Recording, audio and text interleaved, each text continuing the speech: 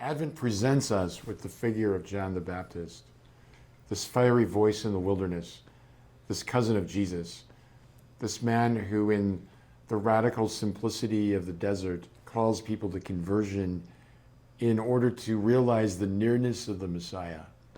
We hear in the gospel today the fiery voice of the Baptist calling us out of our complacency, out of our lackadaisical attitudes, out of our spiritual sleepiness, to be fully vigilant and awake.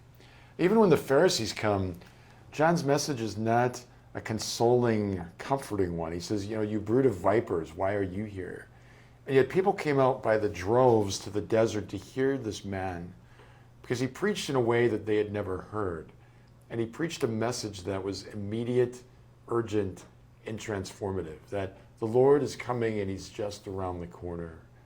And then one day, of course, the Lord himself does arrive, and John is privileged to baptize Jesus, and thus begins his public ministry. We pray for the grace in our lives that, like the Baptist, we can realize the immediacy of the Lord, that we don't have to look very far to find him, that he's awaiting us in the Eucharist.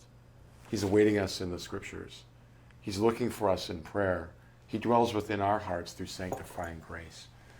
That the Lord is near, indeed so near that sometimes we forget that he's actually here because his presence is so universal and profound. So we ask John the Baptist's prayers that we too may realize the Lord's presence and power in our lives. And like him, John's always depicted pointing with his index finger away from himself and towards Jesus. May our whole life be a pointing towards Jesus, so that when people see us, they think of Jesus Christ and his great love for them.